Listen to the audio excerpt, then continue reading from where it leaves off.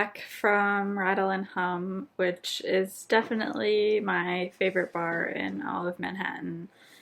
I've been going there. Oh, kidding. I've been going there for about 3 years now.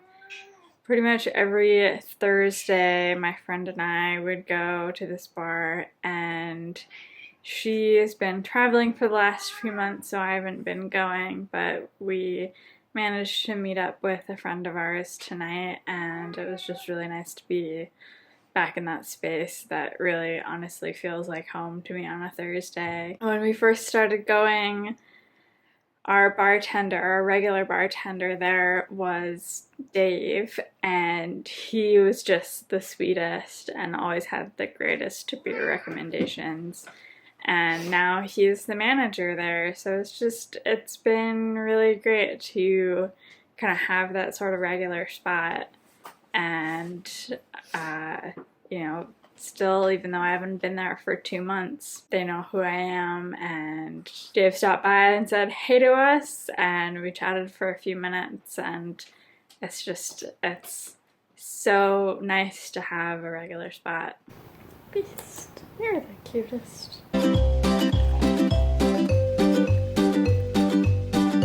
I'm packing a blanket, baby blanket, to go to my friend. Do we think this fits? I feel like maybe we can make this. Maybe we can make this fit.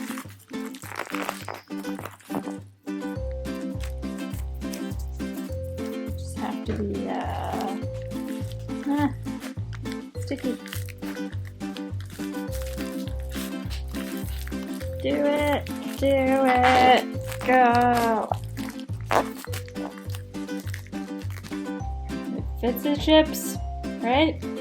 9.5 by 12.5. That looks about right. Now we print.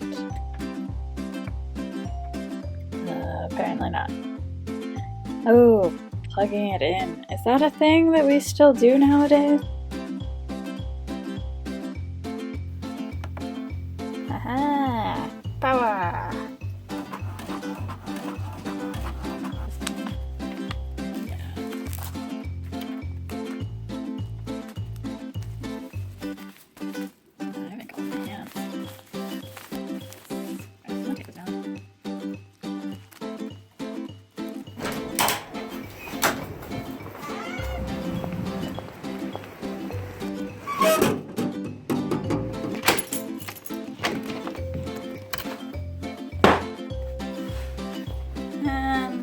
Done.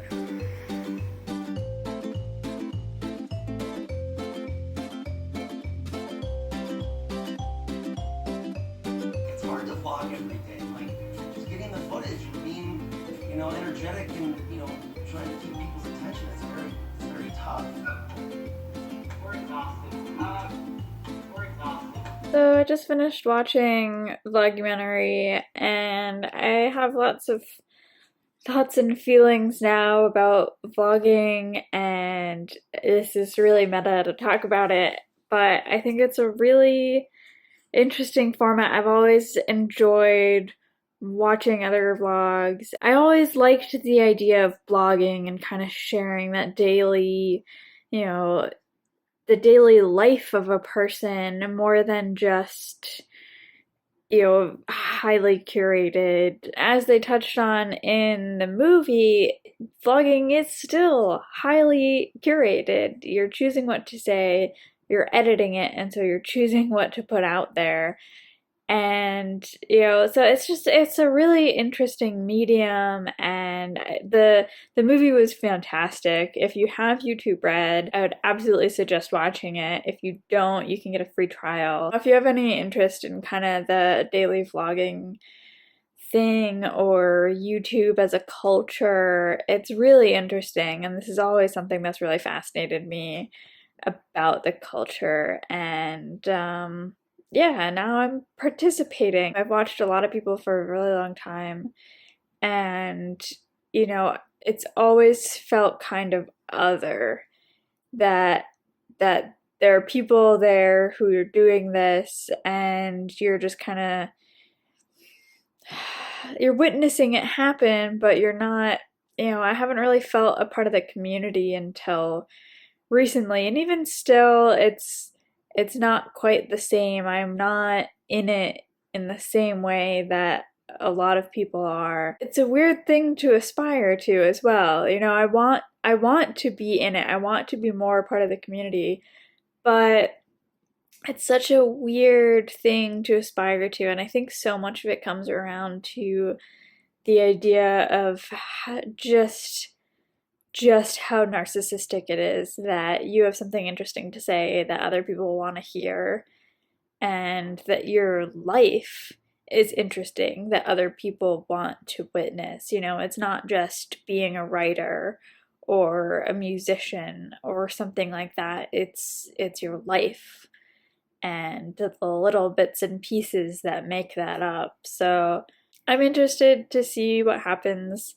with my channel, and I'm interested to see how I participate in the community more and more as I do this. There are a lot of ideas floating around in my head, and I'm trying to organize them. I'm trying to plan them. There are a number that I already have written down that that I want to make, videos that I want to make, and then a number of scripts that I have of videos that I want to make. But it's I need to get a schedule, time to record, to edit, to work on scripts, that sort of thing. And really kind of just organize and get my shit together. I need to keep it organized. I need to keep it balanced. And I think that's going to be probably my biggest struggle going forward, is making sure that everything is balanced and organized in a way that makes it work. Anyway, enough for now.